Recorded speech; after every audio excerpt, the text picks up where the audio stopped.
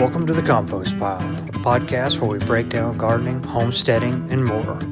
Join your hosts, David Poole and Aaron Barnhill, as they pile up information and break it down so that you can be more successful in the garden.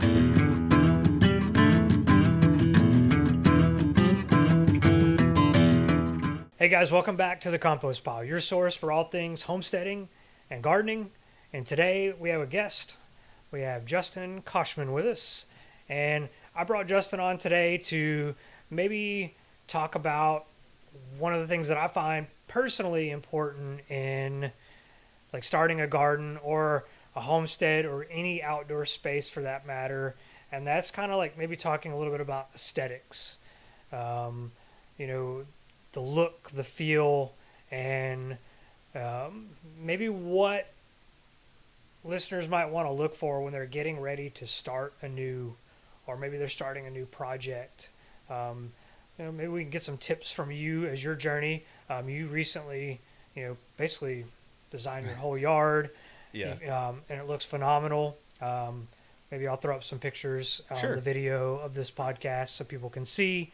You did a really incredible job of creating that space, and maybe we can talk about what went into your mind when you created it and the reasons why you chose to do it the way you did. Sure. So really started out, all we had was a little back porch and a field, and it kind of grew as I had ideas, and I knew I wanted it to be nice for the family, obviously sit outside, spend time together, and I really just kind of did it as I went. I started with the foundational stuff, which I've learned is the most important part, leveling your ground, make sure your drainage is good, things like that, your fencing, any of your structures that are permanent.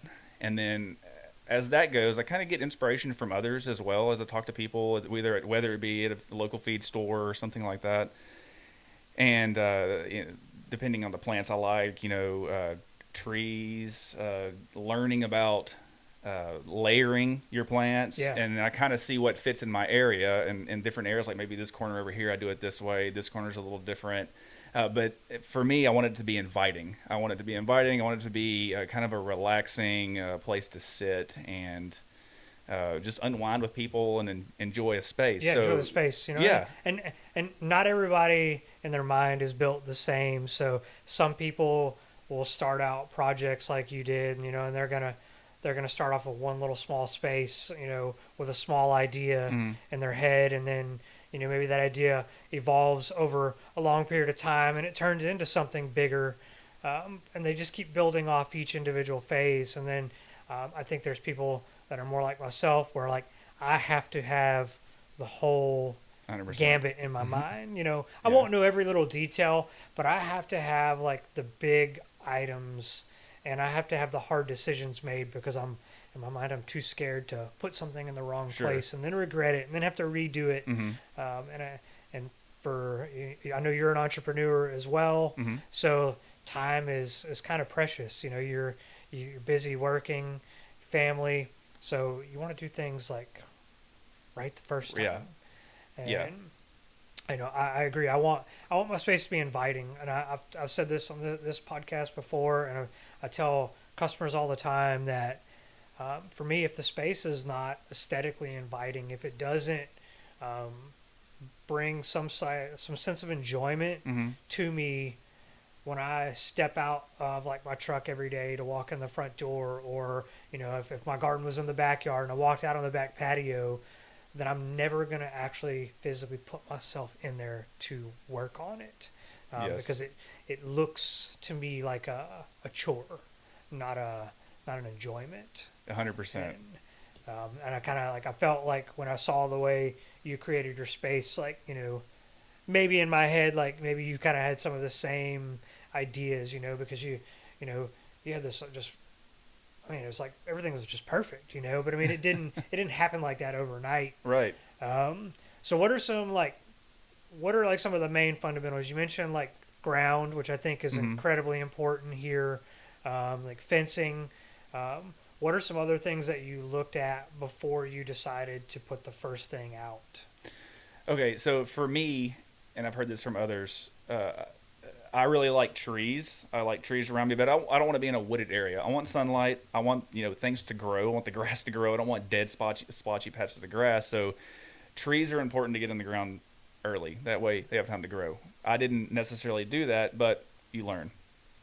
So get your trees, figure out where you want those, and I kind of built around my trees. So I did a lot of crepe myrtles that get taller, and I want to train them to be more multi-stem, but like 2 or 3, not 10. Yeah, yeah. Yeah, so I focused on my trees, and then I would kind of figure out, what my designs would be. Maybe I don't want to say you just have a single theme. You can have multiple kind of like I liked the Corten metal that rusts. Yep. So for my borders, I want something that's going to last. I don't want to change out plastic border all the time. So I went with that around my raised bed garden, and that kind of is really where I started. Was my raised bed garden up against the fence. It was one little thing.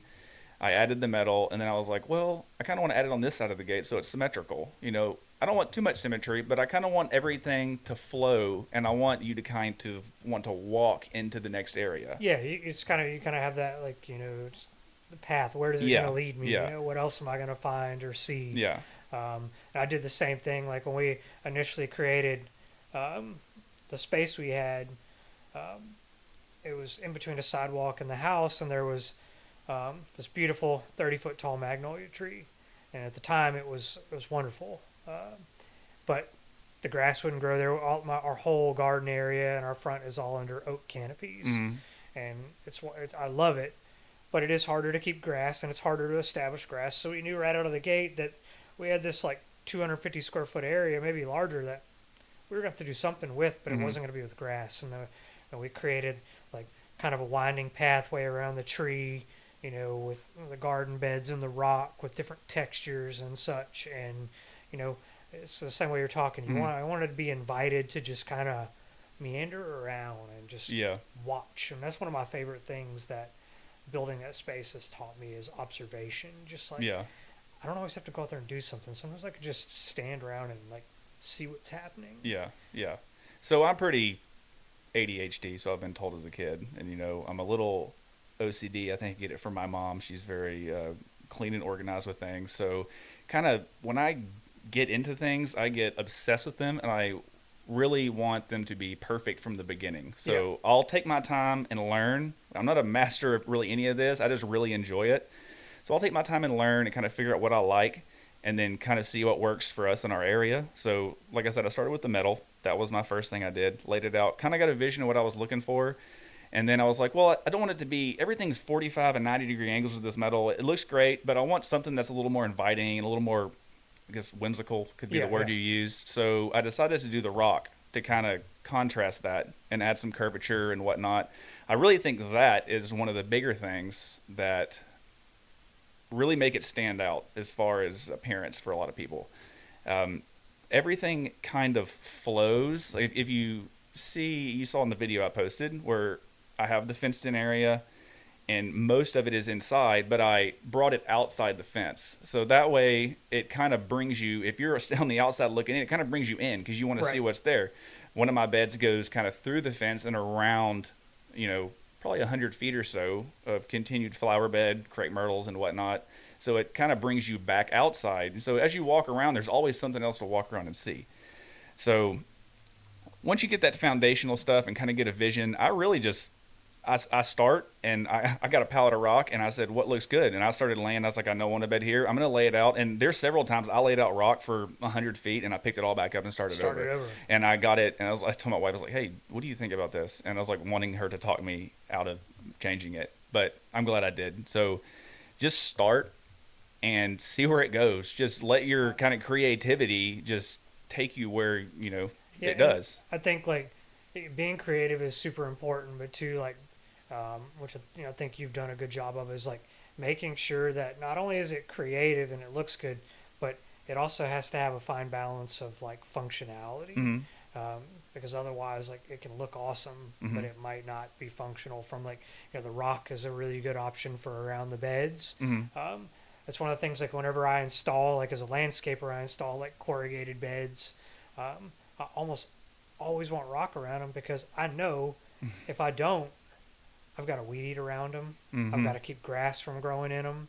I've got to protect the finish of the actual the material so that it actually lasts as long as it And says those it is. beds So can get expensive. so there's Yeah. so there's so some of the things that you did really brought some maybe not well thought of functionality, but they're things that are gonna prolong the life of the installation and what you did. And I think a lot of the little things like that, people don't think about. And I'm not saying you're Yeah. gonna think of it all, but And you're not always going to get it right the first time. The No. first thing I did around those beds was I was like, I don't really want to spend $1,000, $2,000 on a load of rock, So I went at the the big box store $2 bag of mulch sale, and I bought 100 bags of mulch and I mulched around it.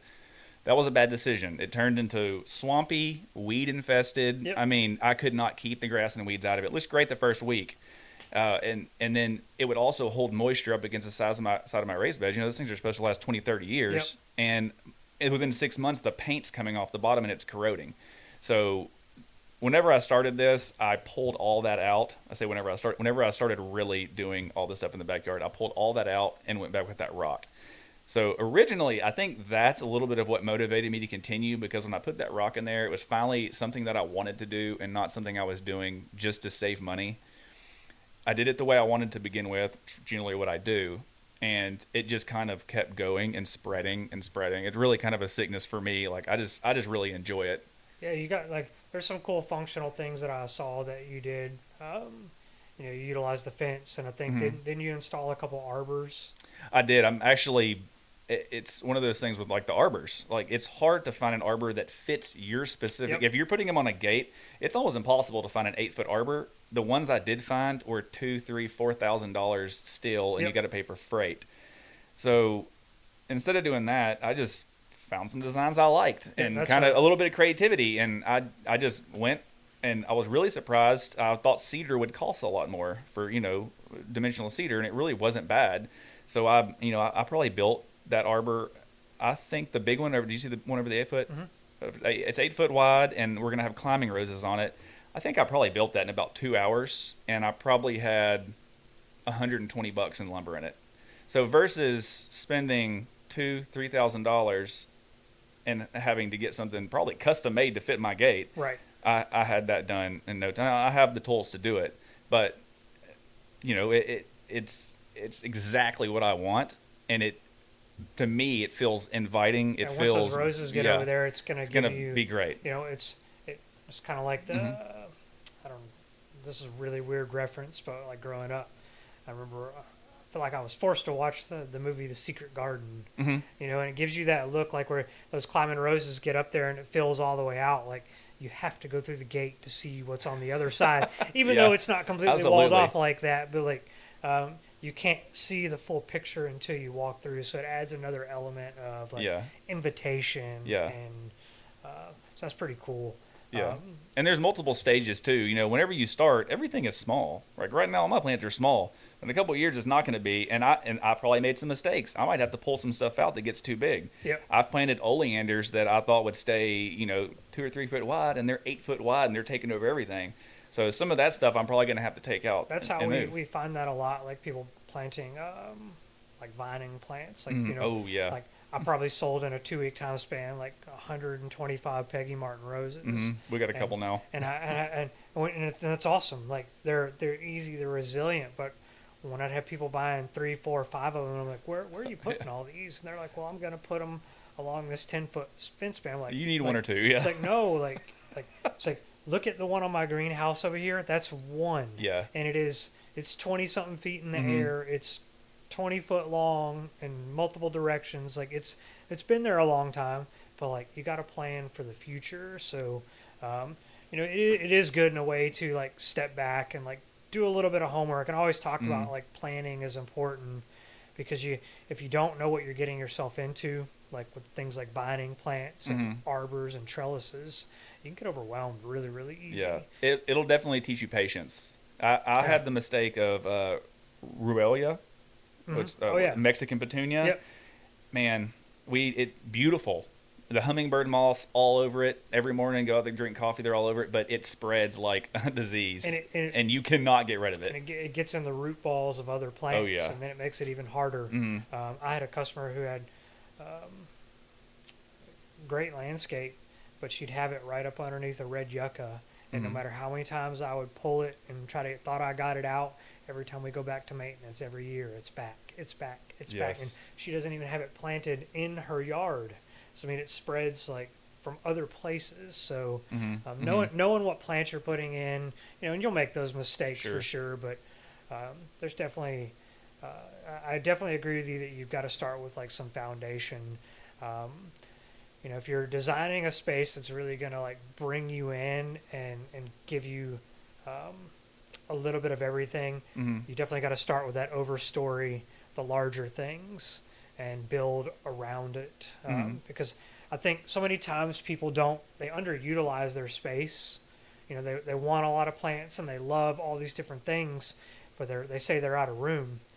But when they're not actually out of room, it's because their planning was backwards. They planted small. They're trying to fit these other things in. But the foundation piece is really, when you're designing a space, they bring some benefits that most people don't realize. Like, so the crepe myrtles that you have, you chose the larger, more like native style species that can get very hardy. Growing up, my parents have the whole back fence line is lined with like the native type species, and they're 25 foot, 30 foot tall in some places, and they have a beautiful shade canopy, and it's wonderful. But one of the things that like, depending on how you design your space, if you are in an area with no trees, you can actually it will help improve your soil long term. It's kind of before you came here today, and we were talking a little bit about drainage before. A lot of people don't realize that a lot of the water runoff and drainage issues that we encounter not only happens from building up and advancements in the municipal areas where there's more houses, things are closer together, but it also, trees have a lot to do with it. Without trees, you increase compaction. Water has no buffer when it hits the ground and it's pressing down on the soil. And that's one of the biggest things we deal with here is compaction. So if you don't have your foundation layer right, and you're not working to put some things in to maybe help alleviate that, and you're not ready to like mechanically alleviate compaction with aeration, then you can set yourself up not for failure, but you can set yourself up to a little heartache in the future, possibly. Or not realize your full vision. If you wanted like the picturesque lawn, or you wanted That's me now. the most robust, you want the most robust like garden, but it's getting cooked by the sun all day long because there's no natural shade. People oftentimes think like that shade is bad, and shade here is a resource. Yeah. And we talk about that all the time. Like, just that Texas sun is not the same as other places in the same zone. Right. So I think starting off with big foundations and thinking about like maybe in your design, do you want a pergola? Like, that's what we're about to do. We lost our magnolia. I'm trying to sell my wife on a pergola in the front yard as a seating area for some of our potted plants, and like just a place to like sit in the middle of the garden because we lost our focal piece, but also to help bring back some of that shade that we are now not getting on some beds, and they're being harder to maintain than the previous 4 years, just from one of those foundational pieces. Oh man, there's so many ways you can go. We're fixing to do a pergola as well, and I've researched different ways, whether it's built onto the house, built into the roof, whether you get the risers and it comes through your roof, whether it's freestanding. I think we're going to go probably risers through the roof. It's a little more expensive, but I think it's more permanent and more storm ready. But there's so many options now with doing, generally a pergola is open beam. You can see it whether you do cedar or whatever. Now they have so many options where you can cover it. And you can always cover with metal. They have like the thick, very durable plastic, also storm rated, that you can cover with. So you get that light, it's diffused, so you're not getting the heat. So that's something we're also working on, because we have no trees. So we have one that one tree, the magnolia tree, and it's out right outside our fence. It's on the property, but outside the fence in the backyard. So kind of like you were talking about crepe myrtles, and whenever I was doing that, a tree is not necessarily a foundational thing, but it is one of those things you want to get in early, and it's somewhat permanent. So I guess you could consider it that. And it's like for me, I guess from my perspective, I look at it slightly different because like I started with like 5 trees. Yeah, I have so none. I'm having to work around the environment that the trees are creating. Yeah. And all those things are important to know. You know, if you don't have trees, or you don't have like shade providing foundational features when you're starting a landscape project or a garden, then you got to know going into it, I'm going to have to water more. I'm going to have to provide more nutrients because the plants are going to be stressed more. Oh yeah. Whereas, you know, for me, going into it, looking at what I had, my worry was that I wasn't going to get enough light and my project wasn't going to succeed. But water, I don't water hardly at all compared to some beds I hardly ever water. Because then we get enough rain, the moisture content stays really, really well. So it's completely different. So you do have to look at those things and what things are those items bringing to the table, or in your instance, like what's going to change as these trees begin to grow up, like because your space is going to evolve. Oh yeah. And you can't build it right out of the gate.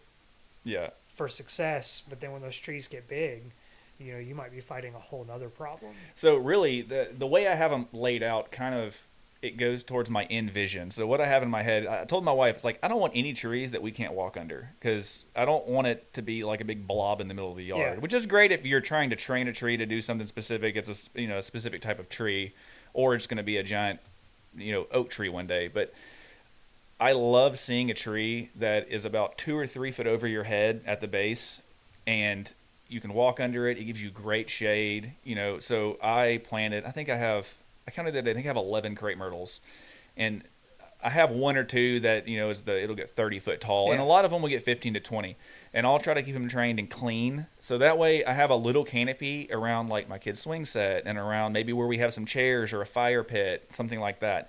So realistically, I envision this kind of like enveloped space in the backyard that feels, I don't want to say magical. I don't really know how to put it into words. It's all in my head. But I see it in the future, if that makes sense. I had a vision, and I'm working towards it. And I think one day I'll get there. Maybe a little more trial and error, but... I think that's like, for me, that's like a huge key takeaway to this conversation is that all that really matters when it all comes down to it, no matter what you choose and what you base your designs off of, is that it's got to feel right for you, and that you've actually got to enjoy it. I've definitely encountered way too many people that have done things that just like, when I talk to them, I just feel like they don't enjoy it's the a chore. space. Yeah, it's a chore. And the moment it becomes a chore, then it will always be that way until you make a change. And that's anything in life, which is kind of, I always like to talk about how like I feel that like plants and landscaping are very much like taking care of yourself. Plants, like the soil, all those things, they have a lot of the same core needs. Yeah. And when you take a step back and really like assess what you're doing and how it affects everything in the bigger picture, it's mind blowing. I mean, like it can be overwhelming as well, but like it forces you to learn, and that's been like that's my big why of why I do what I do is I get to step out and like learn something every day about the same space. It's teaching me something every day. I walked in here to get ready today, and house plants. I've got worms all over my house plant in here. Never would have crossed my mind. I don't know what I did or how it got in here, but like inside the house. So now I'm gonna figure out, like, because what I normally would use to do it, it stinks so bad. Like I wouldn't put it in here. Like, so it's like now I have a new challenge, and that's always going to be there. There's always going to be some challenge. You might have the best tomato harvest for 10 years straight, and then all of a sudden have the worst experience of your life. This year is and it doesn't mean that you don't know what you're doing. It doesn't mean that you're doing anything wrong. It's just something different. It's a different challenge. You gotta step back and look, just like anything in life, you gotta look at the failures to Hmm. teach you how to be more successful. Yeah. And that's like my tomato harvest this year, bumper crop. I've probably lost 50 plus Well, good percent for you because mine's to. awful. I've lost it to. First, it was blossom end rot, which was Oh, mostly so in. you're having a bad experience this year. It was mostly that was mostly in my trial. I did like a soil trial with all the soils that I sell, Mm-hmm. and I planted the same tomato in all like undersized buckets, stressed them, just to see which ones would perform and how they compared. Um, right out of the gate, blossom and rot. Got that fixed up. No Mm-hmm. big deal. It's an easy problem to solve. But the moment that got taken care of, the little like army worm caterpillars came in and started decimating my San Marzanos. Mm. Um, then early influx of stink bugs this year. They're here earlier. It's still cool. Man, when I was walking in here today, right now, it felt amazing outside, and the stink bugs are abundant. Mm-hmm. I've never dealt with stink bugs in my garden ever. Yeah, we had a bad experience with I call them stink bugs. It's really the leaf-footed. It's a variety. Yeah, There's they over stink. there's over 1,000 varieties of stink Mhm. bugs. So the leaf-footed stink bug is that's this Yeah. varietal type. The little nymphs. A lot of people are like, oh, it's not a stink bug. It is. Yeah, It's just a different kind. Yeah. And yeah, those have been abundant already this year. And then just like the worms, no matter how. And I don't like to use. If you don't want to use pesticides, it's tough. You have to go with a more mechanical, But, hands-on and approach. the reason we do that, and I did have to spray BT, which is Mhm. an organic. I sprayed it twice, but it also led me to like I let my stuff be a little more whimsical. Sure. Next year, I'm going to go back in with the same approach, but I'm going to do a lot more pruning at a younger Amen. age. Yeah, And I've me never too. been good at like young pruning on plants. I probably cut half these tomato plants off, and like it slowed it down, but it wasn't enough. Like, and I was like, if I'd have done this ahead, now I've learned my lesson, and I know I'll still get some, but it won't be the same. Yeah. So it's there's always a lesson to be learned. I feel. I saw Paul Lemoyne on here talking about pruning tomatoes, and he said some people are scared to prune your tomatoes, and I felt like it was a personal attack at me because if I get a little tomato on one of those branches that needs to be pruned, I'm like, oh, I can't get It's. it. I mean, the cool thing about tomatoes is I feel it's pretty easy. I mean, you either have like flowering and fruiting branches, Mhm. and because I look in there and my plant's massive, and I'm like, well, I don't have time to figure out which one's which. Oh, Like, yeah. if I've got one branch over here that's got flowers and fruit on it, and this one right now that's coming off the side has nothing on it, Mhm. it goes. You Yeah. know, it's like because at this point in stage, like if it doesn't have a flower on it, it's probably not going to get one. Yeah. And even if it does, it'll do it on some other branch. So it's fine.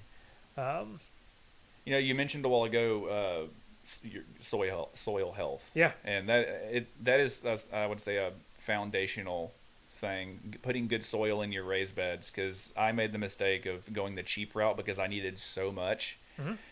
I ended up, it would not drain water. I actually bought topsoil from somebody locally, like a load, and shoveled it into all my 12 raised beds, and shoveled it in, and it would not drain. And I ended up having to shovel it all out. It's a lot easier getting it in than it is getting it out. Yep. That's like topsoil is one of those things like that I find is the most misused Hmm. item. For me, topsoil is when you look at like, no matter you buy a decent quality topsoil, but if you like pull it out of the bag and you look at the color, and then you go and get like a high quality garden soil and you put them side by side, Oh, yeah. you don't have to know anything about soil Mhm. to know which one needs to go in that bed. And that's a big mistake people make on a foundational level from landscape design is they go in with the cheap bulk soils because the pocketbook does matter. I mean, like I get that, but at the end of the day, you'll spend that same amount of money that you would have on the better soil with all the problems it's going to create 1, 2, 3, 6 months, a year down the road. Yeah. So soil is incredibly important, and it's important to get it tested before you make any rash decisions. Yeah. I didn't want to take the time to do it. That was on me. I learned my lesson. I won't do it again. people don't like they forget that soil is a living thing. 100%. And that's why like you have to be intentional. That's what really drove me to be more of a natural gardener, to run more of a natural landscape company. Like we, probably one of the few out there. I don't use a whole lot of chemicals in general. Mm-hmm. I don't. And all my landscape installs get all organic fertilizers, all time released, all very intentional inputs, and we minimize the use of those chemical inputs because as a foundational item, my customers who don't know as much as I do are going to be more successful because I've ideally set them up. Mm-hmm. And you could do the same for yourself as a DIY or a home person. You set yourself up by learning the inputs that you are using and what they actually do. And that's soil's the most important thing, like Yeah. ever. And that it affects. Any gardener will tell you that. And non-gardeners getting into it, I was one of those. You're like, nah. And, I'm sure the stuff that's a quarter of the price is probably just as good, or it'll get me by for now. yeah, But I'm telling you, we recently tested. It's been in our bed for 1 year, and I bought big name soil last year when I replaced it. Didn't get anything tested. Just bought it, probably a couple $1,000s for those beds, and tested it this year. It was almost completely zero on nutrients, Yep. and that's why I was having issues with things growing. So that's I had to heavily amend it. and just because you the soil's a living thing, it's Right. breaking down, and if there's too much organic matter in it, then it's immobilizing all the Mm-hmm. nutrients, trying to break down that organic matter so that it can become higher quality soil, compost. Very And- important. And that's something that that's what having like bulk garden mixes. Nothing wrong with them. I never speak bad about them, but they're not the most ideal for beginners Mm-hmm. because beginners don't have that core knowledge of how it'll rob nutrients away from the plants. Right. And then they get discouraged. They fail right out of the gate in season one when they're designing a new landscape. They bought all the thousands of dollars of plants and they did all this stuff and it looked good Mm-hmm. for this short amount of time. And I think too, like having that soil foundation and knowing, learning more about the inputs, which I'll link some older episodes back in the notes today. Like, if you're doing like, you have like a good mixture of like functional, like Mm-hmm. vegetables, you got flower beds, then you also have just kind of like landscape beds. Aesthetic. Yeah. But if you're, all those things that you're putting into those beds translates over into even the yard, and long term, that's what helps you relieve compaction. Mm-hmm. That's what actually helps you relieve like stormwater runoff because of the type of native soil we have here. If you're putting the wrong things into your turf or into your beds, then you're damaging the soil. Then in turn, water and nutrients are less likely available. Plants struggle. They become disease ridden. They become pest ridden, and it's just this vicious cycle. And then Mm-hmm. they're putting those like typical lawn fertilizers out, and then it's just this band-aid effect. Like they put it on, they cut it open, put it Yeah. on, cut it open, and nothing ever gets better. And that's because that soil, that core fundamental of soil doesn't exist. Yeah. So I actually used to just use the generic weed and feed that was out there, and I feel like it actually made the weeds worse most of the time. Technically, you are feeding the weeds so that Yeah. it will absorb the actual herbicide. Mm-hmm. But at the same time, like those herbicides and even some of those nutrients, they're immediately available. Mm-hmm. So like the nitrates that are in there. So a healthy soil that is fungally dominated, they can't use nitrates. Your plants probably can't really grab a lot of those nitrates. So if you have like a robust living soil, a lot of the commonplace products don't really work as good as they should, and they make the soil poorer. Mm-hmm. And then in turn, weeds are opportunistic. They grow when the conditions are perfectly right, Yeah. and then it just like explodes. Yeah. So you're exactly right. Yeah. And so for some people it does work, but those are also the same people that they need it every single year. Yeah. It's kind of like, I think that plays a lot into putting the right thing down as a building block, and that's like creating your space. Sure. It's building blocks, it's steps Yeah. to get to the end goal, the bigger picture. Yeah. what structures are in the way. So, I can't plant this here because the sun's blocked by the house or the shed or the Hmm. garage, the tree, whatever it may be. Like seeing all those things and the effects they have. Um, you know, uh, if there's anything I suggest to people today is like before you get out there and start the next project, just go out and spend, you know, a few short times in your space Hmm. as it is right now and look what's happening right now as it is. Now's a great time if you got drainage problems or like you're, Oh you know, yeah, it's we've got a core lot of it. foundation, the base layer for everything. It has rained an ungodly amount in Yeah, these past couple of days. So like, fix those things first, absolutely. and build upon it.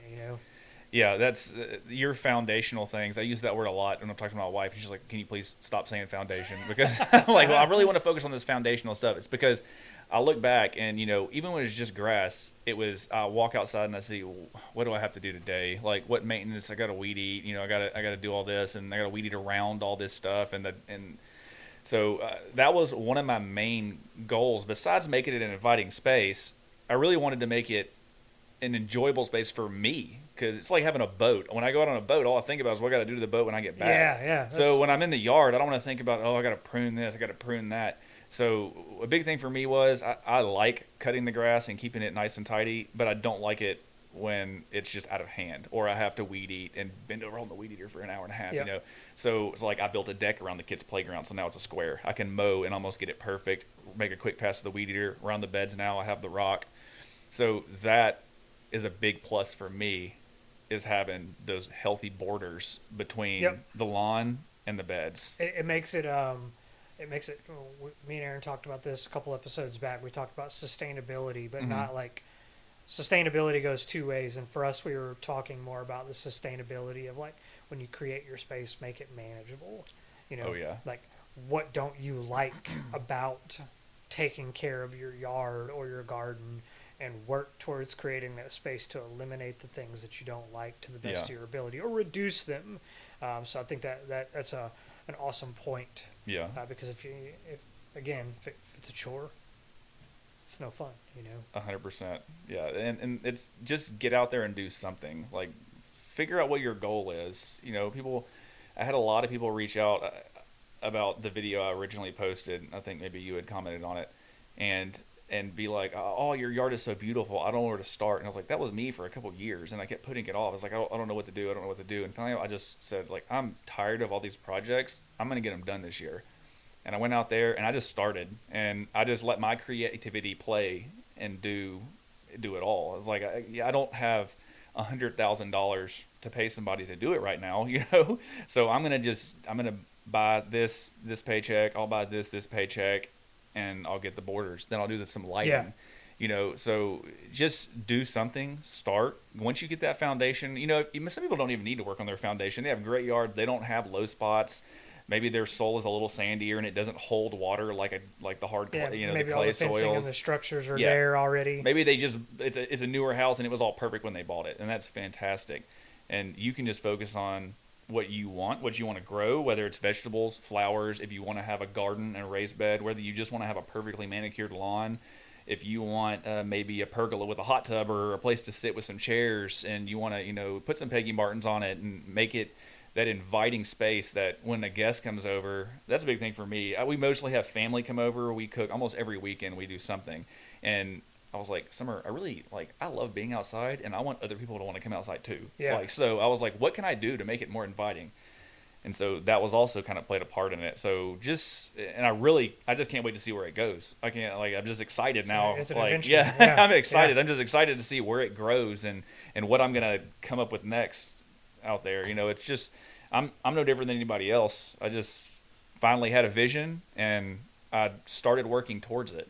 I think it's important for people just to realize that anybody can Anybody can do that. anybody can do Yeah. something to some caliber. You just have to start. Yeah, even if you have a lower budget, I mean, there's people always giving away Oh yeah, rocks and stuff for free. I see it all the I, time on I Facebook. I'm giving away stuff all the time from our Yeah. like stuff that we haul off, or Hmm. it's like, or we'll haul it off and it's like it's something of value, but like I'm gonna sit on it. And it's Yeah. like, hey, like make me an offer and I'll give you this incredible deal for this pallet of flagstone I picked up Yeah. somewhere, and Yeah. just like move it out of my way and you Mhm. do something great because you love it. And that's, Mhm. there's all kinds of ways to cut corners and cost and Yeah. still make it awesome. I think before I wrap up this episode, I'm gonna ask you one last question at Sure. the end. One thing that came to mind while I was sitting here, because as a landscaper, I encounter this a lot, and this is something that I encourage people to utilize, but utilize sparingly. And if you are going to use your homework, so one of the favorite thing for people to do when they're in positions like you, where you're wanting to create this space and they're wanting to get that big vision, is to obviously use the new tool of the age, and that's AI. Mhm. And AI is great for a lot of things, but one thing that I find that it is not wonderful for is fully creating a landscape space. It can definitely help you get Inspiration. inspiration Mhm. and a vision of maybe some fundamental pieces, like maybe you want a pathway here, maybe you want a bed over here, or a pergola. But the one thing that I encourage people to, if you're gonna listen to it, to do your homework, is plant selection. Mhm. We just had a client come to us and they they they're helping somebody design this space. They had a really cool concept, really cool picture, totally achievable, but the plants that were in there, while AI says that they're okay for this area, they're not okay for this specific microclimate. Mhm. And so you get into that realm, like you can set yourself up for total failure by placing these plants that don't belong in this specific microclimate. Mhm. And then you're starting over, and then you wasted all this time and you feel like you did something wrong. So if you're going to use the tools of the age, make sure you really scrutinize it and like get down to the specifics. Learn. Take your design to somebody who knows. Come to the feed store somewhere. Absolutely. Ask questions from other people. Get input and find the successes and failures from other people in groups. I know you started a new group on Facebook, Mhm.